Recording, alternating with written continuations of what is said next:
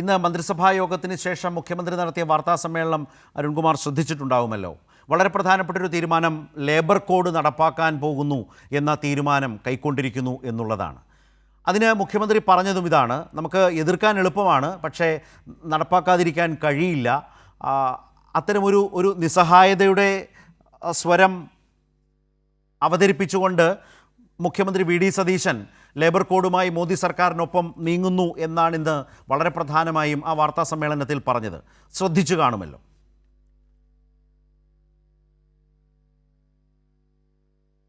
Yes, തീർച്ചയായും. ഇപ്പോൾ എല്ലാ ബുധനാഴ്ചയും ഏറ്റവും ആദ്യം മുഖ്യമന്ത്രിയുടെ നുണ വരും. ആ നുണയെ പൊളിച്ചടക്കുന്ന LDFന്റെ പത്രസമ്മേളനം തുടരെ വരും, അല്ലെങ്കിൽ LDF നേതാക്കന്മാരുടെ പത്രസമ്മേളനം വരും. തുടർച്ചയായിട്ട് നമ്മളിത് കണ്ടുകൊണ്ടിരിക്കുകയാണ്. നിരവധി നുണകൾക്കൊപ്പം തന്നെ എന്താണോ കേന്ദ്രത്തിലെ BJP ഗവൺമെന്റ് ഉദ്ദേശിക്കുന്നത് അത് ഒരു മടിയും ഒരു ഭയവുമില്ലാതെ അല്ലെങ്കിൽ ഒരു എതിർപ്പുമില്ലാതെ നടപ്പാക്കാൻ താൻ തയ്യാറാണ് എന്ന് കോൺഗ്രസ് പ്രഖ്യാപിച്ചിരിക്കുന്ന, പ്രത്യേകിച്ച് മുഖ്യമന്ത്രി പ്രഖ്യാപിക്കുന്ന ഒരു സാഹചര്യം എല്ലാ ബുധനാഴ്ചയും നമ്മൾ കാണുകയാണ്. ഇപ്പോൾ ഏറ്റവും ആദ്യം സത്യപ്രതിജ്ഞാ ചടങ്ങിൽ വന്ദേ മാതരം ചൊല്ലിയത് ഉൾപ്പെടെ കേന്ദ്രം പോലും ഇത്ര മതി എന്ന് പറഞ്ഞാൽ പോലും അത് വേണ്ട, ഞങ്ങൾ എല്ലാത്തിനും തയ്യാറാണ് എന്ന് പറഞ്ഞുകൊണ്ട് ഓരോന്നായി നടപ്പാക്കുന്ന നിരവധി ഉദാഹരണങ്ങൾ നമ്മൾ കണ്ടു. VC നിയമനത്തിന്റെ കാര്യത്തിലായാലും സെനറ്റ് നിയമനത്തിന്റെ കാര്യത്തിലായാലും അതേപോലെ തന്നെ ഇലക്ഷൻ കമ്മീഷന്റെ നിയമനത്തിന്റെ കാര്യത്തിലെല്ലാം ഈ സാഹചര്യം നമ്മൾ കണ്ടു. 30 സീറ്റ് കിട്ടിയാൽ കേരളം ഞങ്ങൾ ഭരിക്കും എന്ന് പറഞ്ഞ BJPയുടെ നേതാക്കന്മാരുണ്ട്. ഇപ്പം 30 ഇല്ല, 3 ഉള്ളൂ. പക്ഷെ 3 ഉണ്ടെങ്കിലും എന്താണോ കോൺഗ്രസ് നടപ്പാക്കുന്നത് അത് BJPയുടെ ഇംഗിതം അതേപടി നടപ്പാക്കുന്ന സാഹചര്യം നമ്മൾ കാണുന്നു.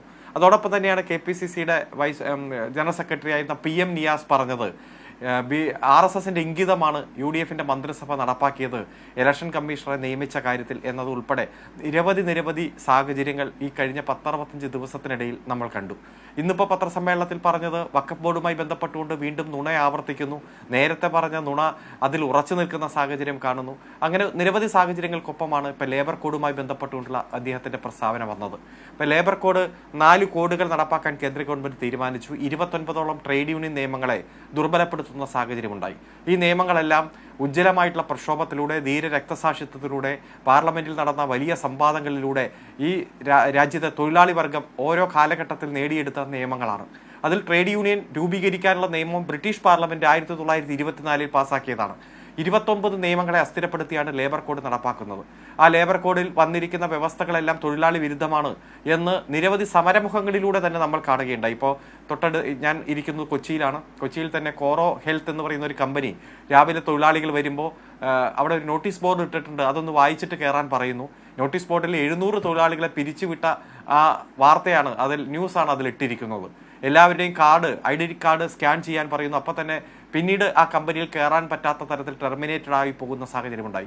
2 ദിവസം കഴിഞ്ഞപ്പോൾ മറ്റൊരു കമ്പനിയിൽ 300 തൊഴിലാളികളെ പിരിച്ചുവിടുന്ന സാഹചര്യമുണ്ടായി. അപ്പോൾ ആ ലേബർ കോഡിന്റെ ദുരന്ത ഫലം ജനങ്ങൾ കൃത്യമായി അനുഭവിച്ചുകൊണ്ടിരിക്കുന്ന, തൊഴിലാളികൾ, ജീവനക്കാർ അതിന്റെ ഭാഗമായിട്ടുള്ള ദുരന്ത ഫലങ്ങൾ അനുഭവിച്ചുകൊണ്ടിരിക്കുന്ന സാഹചര്യത്തിലാണ് ലേബർ കോഡ് നടപ്പാക്കാനായിട്ട് ഈ ഗവൺമെന്റ് തീരുമാനിച്ചിരിക്കുന്നു, മുന്നോട്ട് പോവുകയാണ് എന്നത് മുഖ്യമന്ത്രി തന്നെ പറയുകയാണ്. ഏതെങ്കിലും തരത്തിൽ ലേബർ കോഡ് നടപ്പാക്കാത്തത് എന്തേ, സംസ്ഥാന ഗവൺമെന്റ് റൂളുകൾ നിർമ്മിക്കാത്തത് എന്തേ എന്നൊരു ചോദ്യം കേന്ദ്രത്തിന്റെ ഭാഗത്തു നിന്നില്ല, ഏതെങ്കിലും കോടതിയുടെ ഭാഗത്തു നിന്നില്ല. സ്വമേധയാ UDF ഗവൺമെന്റ് ലേബർ കോഡ് നടപ്പാക്കുകയാണ് എന്ന് മുഖ്യമന്ത്രി പറയുന്ന സാഹചര്യം നമ്മൾ കാണുന്നു. ഇപ്പോൾ INTUC അടക്കം സമരമുഖത്താണ്. പണിമുടക്കുകൾ അടക്കമുള്ള സമരങ്ങൾ രാഷ്ട്രീയ പാർട്ടികളുടെ നിറവ്യത്യാസം മാറ്റിവെച്ചുകൊണ്ട് ട്രേഡ് യൂണിയനുകൾ നേതൃത്വം കൊടുത്ത് നമ്മൾ കണ്ടു. BMS ഒഴികെയുള്ള മറ്റെല്ലാ ട്രേഡ് യൂണിയനുകളും സമരമുഖത്താണ്. ഈ ഒരു സാഹചര്യത്തിലാണ് ഞങ്ങൾ ലേബർ കോഡ് നടപ്പാക്കുമെന്ന് പറയുമ്പോൾ ഫിക്സഡ് ടൈം എംപ്ലോയ്മെന്റ് ആയിട്ട് മാറുന്നു, കരാർ ജോലിയായിട്ട് മാറ്റുന്നു. സ്ഥിരം തൊഴിലാളി എന്ന ഒരു സാഹചര്യം ഇനി കേരളത്തിന്റെ തൊഴിൽ മേഖലയിൽ ഉണ്ടാകില്ല. ട്രേഡ് യൂണിയനുകൾ രൂപീകരിക്കാൻ വലിയ തരത്തിലുള്ള ബുദ്ധിമുട്ട് അനുഭവിക്കും. ഒരു കളക്റ്റീവ് ബാർഗൈനിങ് ശക്തിയായി തൊഴിലാളി വർഗത്തിന് ഇടപെടാൻ കഴിയുന്ന സാഹചര്യങ്ങളെ ദുർബലപ്പെടുത്തും. ബോണസ്, ഗ്രാറ്റുവിറ്റി, പ്രൊവിഡന്റ് ഫണ്ട് എല്ലാ തരത്തിലുള്ള അവകാശങ്ങളെയും ബാധിക്കും. തൊഴിൽ സമയത്തെ കൃത്യമായിട്ട് തന്നെ ബാധിക്കും. 8 മണിക്കൂർ എന്നുള്ളത് 10 മണിക്കൂർ 12 മണിക്കൂറാക്കി ഇപ്പോൾ ഉയർത്താൻ അനുവാദമുണ്ട്. ഭാവിയിൽ അതും 15-20 മണിക്കൂറായിട്ട് ഉയർത്തും. അത്തരത്തിൽ തൊഴിലാളി എന്ന സങ്കല്പം, ജീവനക്കാരുടെ കൃത്യമായിട്ടുള്ള നിർവചനം, ഫാക്ടറിയുടെ നിർവചനം, അതുപോലെ കമ്പനികളുടെ പ്രൊമൈസിസുമായി ബന്ധപ്പെട്ടുള്ള നിർവചനം എല്ലാം മാറുകയാണ്. എല്ലാം കോർപ്പറേറ്റുകൾക്കും മുതലാളികൾക്കും വേണ്ടി പൊളിച്ചെഴുത്ത് നടത്തിയ NDA ഗവൺമെന്റിന്റെ നയം, ആ നയം അതേപടി കേരളത്തിലെ ഗവൺമെന്റ് നടപ്പാക്കുന്നു എന്ന് പറയുമ്പോൾ എങ്ങോട്ടാണ് ഈ ഗവൺമെന്റ് പോകുന്നത് എന്ന വലിയ ആശങ്കയിലാണ് നമ്മൾ. BJP എന്താഗ്രഹിക്കുന്നു, എന്താണ് RSSന്റെ ഇംഗിതം, ആ ഇംഗിതം കൃത്യമായി നടപ്പാക്കാൻ പോവുകയാണ്, നടപ്പാക്കിക്കൊണ്ടിരിക്കുകയാണ് എന്ന് ഈ 10-70 ദിവസത്തിനുള്ളിൽ നിരവധി ഉദാഹരണം നമ്മുടെ മുന്നിൽ കണ്ടു.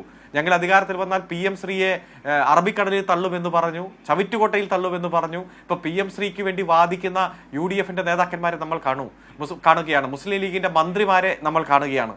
അതുപോലെ തന്നെ ലൈഫ് മിഷനുമായി ബന്ധപ്പെട്ടുകൊണ്ട് ലോഗോ വയ്ക്കുന്നതിന് എന്താണ് കുഴപ്പം, നരേന്ദ്രമോദിയുടെ ഫോട്ടോ വയ്ക്കുന്നതിന് എന്താണ് കുഴപ്പം എന്ന് ചോദിക്കുന്നത് ലീഗിന്റെ മന്ത്രിയാണ്.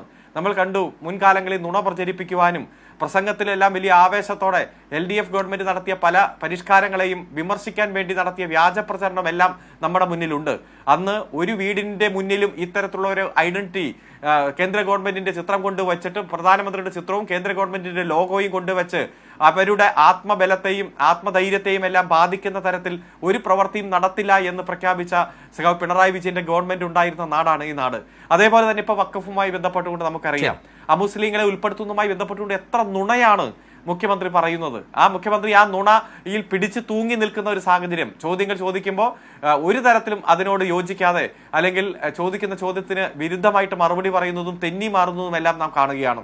അതുകൊണ്ട് ലേബർ കോഡ് നടപ്പാക്കാനുള്ള ഈ തീരുമാനം തൊഴിലാളി വർഗത്തെ സംബന്ധിച്ചിടത്തോളം വലിയ ഞെട്ടിപ്പിക്കുന്ന തരത്തിലാണ് ഇന്ന് അത് കേട്ടത്. അത് മുഖ്യമന്ത്രിയിൽ നിന്ന് തന്നെയാണ് കേൾക്കുന്നത്, ഏതെങ്കിലും തരത്തിൽ കേന്ദ്ര ഗവൺമെന്റിന്റെ ഭാഗത്തുനിന്നല്ല. അപ്പോൾ ഒരു വ്യത്യാസവും കേന്ദ്ര ഗവൺമെന്റും സംസ്ഥാന ഗവൺമെന്റും തമ്മിലില്ല എന്ന രൂപത്തിലേക്ക് ഈ 70 ദിവസം കൊണ്ട് കോൺഗ്രസ് ഗവൺമെന്റ് മാറിയിരിക്കുന്നു. NDA എന്താണ് ഉദ്ദേശിക്കുന്നത് അത് നടപ്പാക്കുന്ന ഗവൺമെന്റായി UDF ഗവൺമെന്റ് മാറി.